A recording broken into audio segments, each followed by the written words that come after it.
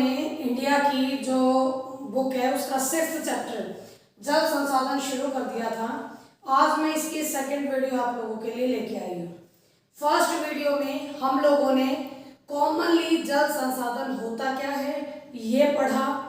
विश्व में भारत में कितना % पानी हम लोग इस्तेमाल करते हैं या जनसंख्या कितनी रहती है ये भी हम लोगों ने पढ़ा। और हम लोगों ने साथ में पढ़ा कि जल संसाधन हमारे दो तरह के हैं, एक जो धरातल के ऊपर पाया जाता है धरातलीय जल, एक जो धरातल के नीचे पाया जाता है वो भूमजल। अब इसमें हम लोगों ने धरातलीय जल नदियों के बारे में, तालाब के बारे में, तलैया के बारे में, नदियों के बारे में, ये सब आपके फर्स्ट वीडियो में पढ़ लिया था। आज हम पढ़ेंगे बेटा भौम जल संसाधन। भौम जल यानी वो जल जो भूमि के नीचे पाया जाता है। भूमि के नीचे पाए जाने वाला जल आप लोगों ने कुओं में देखा होगा, ठीक है। कुआं खोद दिया करते थे, कुएं के अंदर अपने आप ही पानी इकट्ठा हो जाया करता था और बिल्कुल शुद्ध पानी जिसको हम लोग पहले वाले लोग एज इट इज उसको इस्तेमाल किया करते अपने पीने के लिए, अपने घरेलू कामकाज करने के लिए और भी बहुत सारी जरूरतें पूरी किया करते थे उस कुएं के पानी से, ठीक है। तो बेटा ये बिल्कुल भी मुश्किल नहीं है समझना कि भौम जल संसाधन क्या है, ठीक है। अब हमारे भौम जल संसाधन की पहले वेटेज पढ़ लेते हैं, कौन से राज्य में कितना है, ज्यादा है या कम है, या हमें किस तरीके से इसका बचाव करना चाहिए नहीं करना चाहिए, वो सब हम आज पढ़ने वाले हैं, ठीक है। इस वीडियो में मैं आप लोगों को 3 टॉपिक कंप्लीट करा दूंगी। एक भौम जल संसाधन है, एक लैगून व पश्च जल समझाऊंगी बेटा ये क्या होता है, और एक आप लोगों को जल की मांग और उपयोगिता के बारे में भी बताने का काम करूंगी, ठीक है। तो हम लोग शुरू करते हैं बेटा भौम जल संसाधन से। जो जल आपके भूमि के नीचे पाया जाता है वो भौम जल संसाधन कहलाता है। और हमारे देश में यानी भारत में पुनः पूर्ति योग्य भौम जल संसाधन 432 घन किलोमीटर है। 432 घन किलोमीटर। अगर मैं आपकी पहली वीडियो के साथ कंपैरिजन करके बताऊं कि धरातलीय जल हमारा ज्यादा था, ठीक है, 1869 घन किलोमीटर था वो, जबकि ये केवल 432 घन किलोमीटर ही है। यानी कि यहाँ से एक बात तो साफ है कि भौम जल ज्यादा नहीं है, धरातलीय जल भारत में काफी बड़ी मात्रा में है। बात होगी क्लियर, ठीक है। अब ये जो हमारा भौम जल संसाधन है बेटा ये सबसे ज्यादा इस्तेमाल पंजाब, हरियाणा, राजस्थान और तमिलनाडु करते हैं, ठीक है।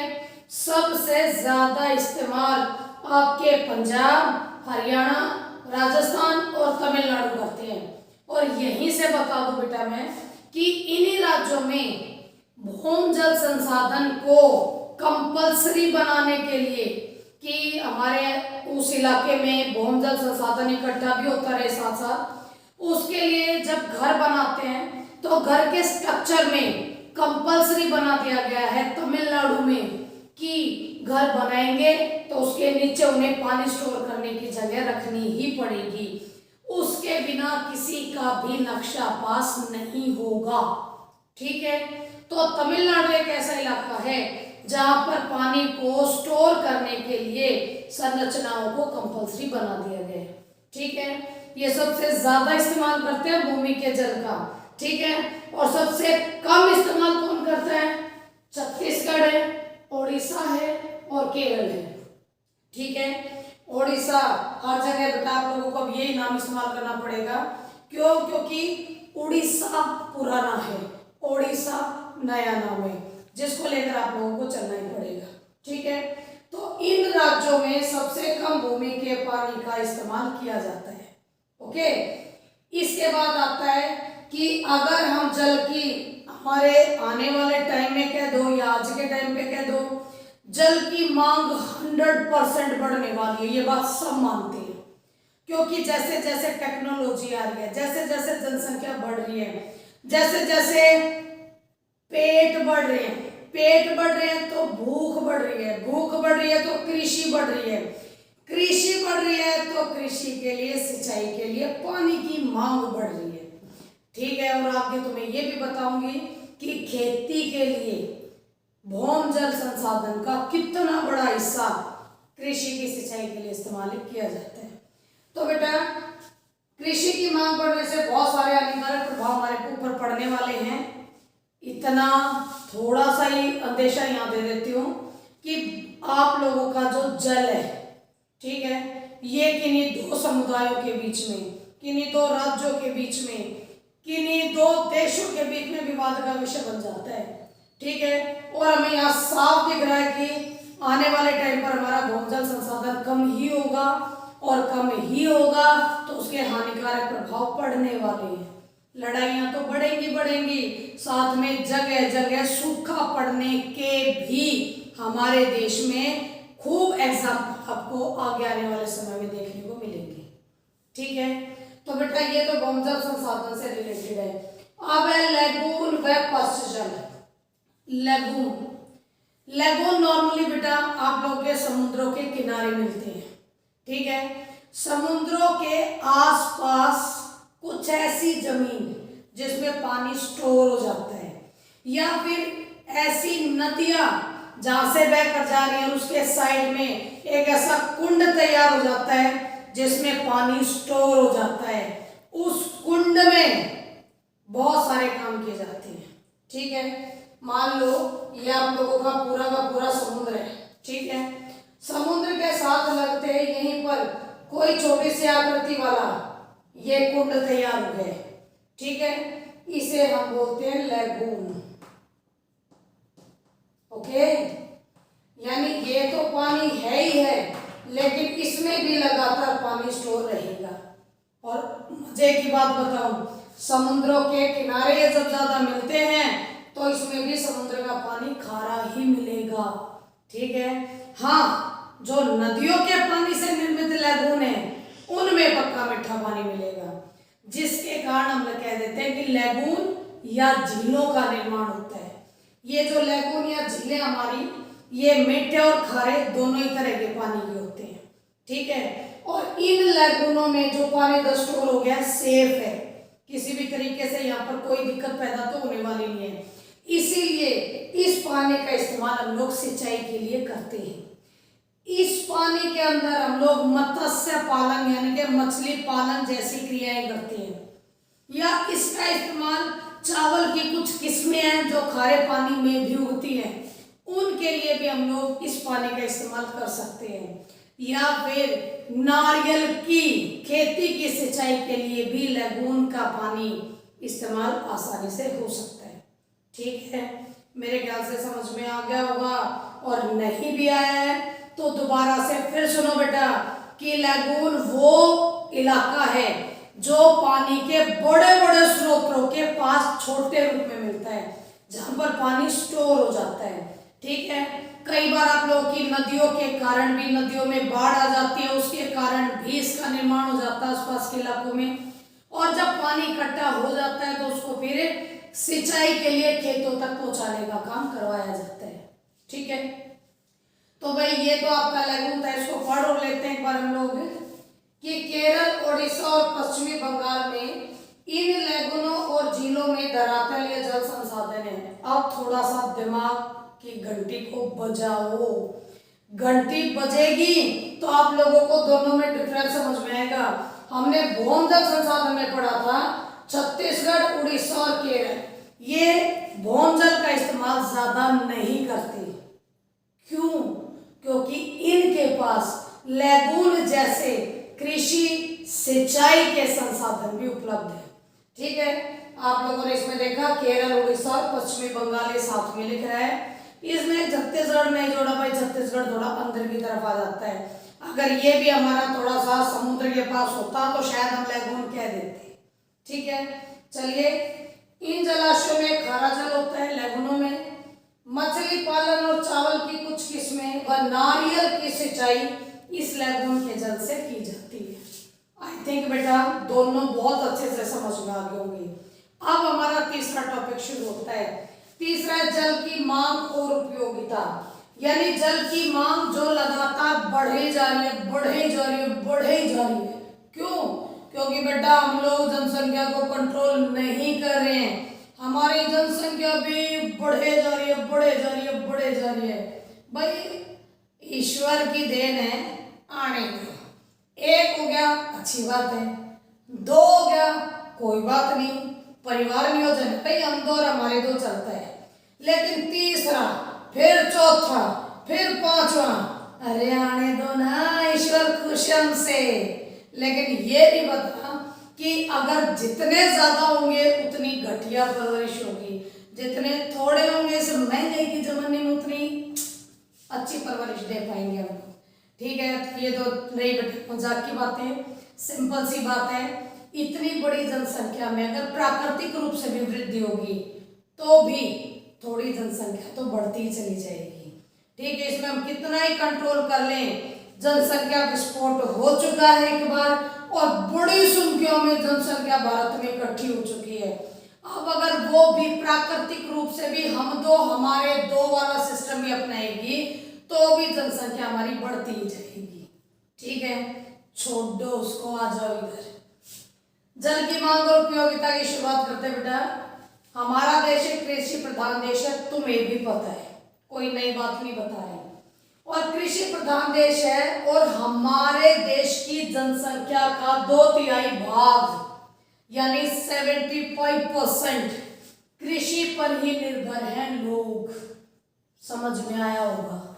ठीक है कि 31 आप लोगों के केवल 31% लोग हैं जो शहरों तक पहुंचे। अभी 2/3 भाग आज भी कृषि करता है।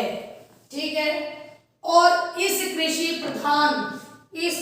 प्रधान देश में इसीलिए कृषि को बेहतर बनाने की कोशिश करते जाते हैं हम लोग।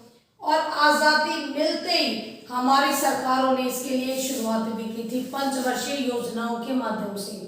5 ईयर प्लानिंग के जरिए हम लोगों ने बड़ी बड़ी परियोजनाएं बनाई थी। वाखड़ा नांगल बनाया बांध पंजाब में सतलुज नदी पर। हम लोगों ने उड़ीसा में भागीरथी नदी पर बनाया सबसे लंबा बांध हीराकुंड बांध। ठीक है, अब बना हुआ है नर्मदा नदी पे हमारा सरदार सरोवर बांध, विश्व का 2 नंबर का सबसे बड़ा बांध है ये। ठीक है, तो भाई इन बांधों का निर्माण करने का एक सबसे महत्वपूर्ण हिस्सा है सिंचाई के लिए पानी उपलब्ध कराना। ठीक है, यानी कृषि क्षेत्रों तक पानी को भरपूर मात्रा में पहुंचाना। इसीलिए इन पंचवर्षीय योजनाओं के जरिए हमारे देश में बहुत सारी आपके बांध निर्मित हो चुके हैं। ठीक है, ये भी समझ में आ गया होगा।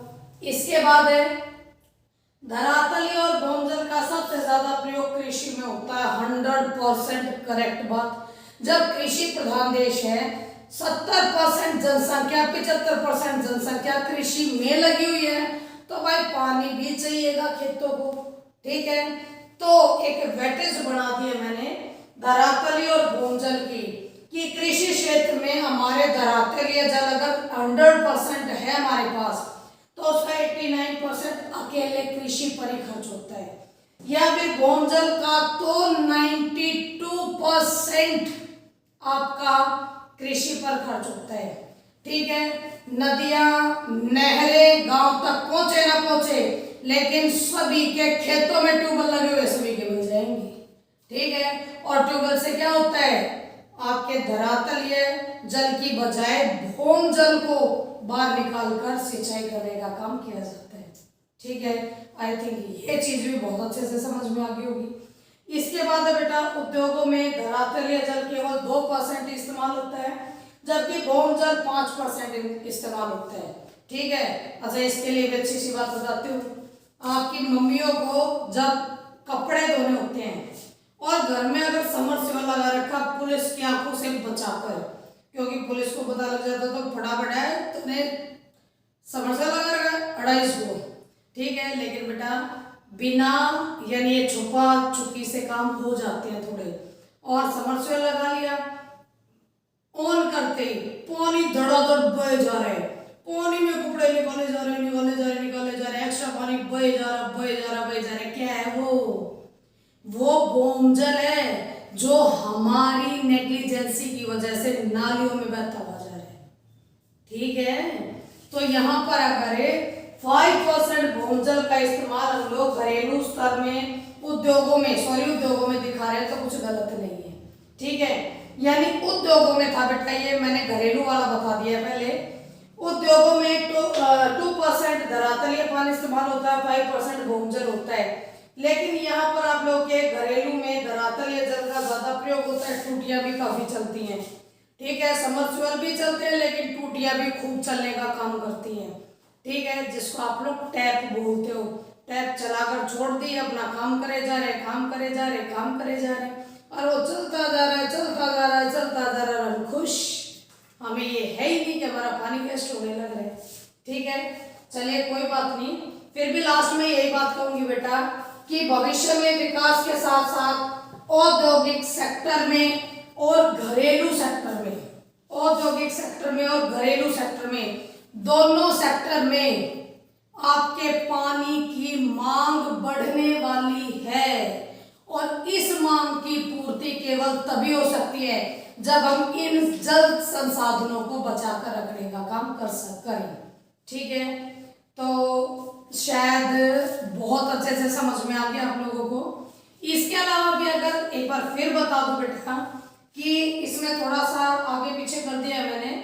उद्योगों में 2% धरातलीय जल का इस्तेमाल है, भूजल का 5% है। घरेलू लेवल पर बात करें तो धरातलीय जल का इस्तेमाल ज्यादा है, लेकिन भूजल का जब हम इस्तेमाल करते हो तो उसे खूब वेस्ट करते हैं। ठीक है, भविष्य में अगर हमें पानी चाहिए तो हमें पानी को बचाना ही पड़ेगा। अब हमारी जो अगली वीडियो आएंगी उसमें बताऊंगी कि कैसे हमारी केंद्र सरकार, हमारी राज्य सरकार किन किन तौर तरीकों का इस्तेमाल करते हुए इस भूजल को बचाने की कोशिश कर रही है। ठीक है, मेरे हिसाब से अब आपके लिए परफेक्ट है। ठीक है, मुझे भी लगा कि मैंने अब अपना 100% दे दिया। ठीक है, लेकिन फिर भी बेटा अगर दिक्कत रहती है तो मैं भी यही हूँ, आप भी यही हो, क्यों टेंशन ले रहे हो। करो एक बहुत बढ़िया सा लिख के दो कि मैडम मुझे यहाँ से ये चीज समझ में नहीं आई, आप दोबारा समझो, तो पर्सनली आपको समझाने का काम मैं कर दूंगी। ठीक है बेटा, okay, thank you very much.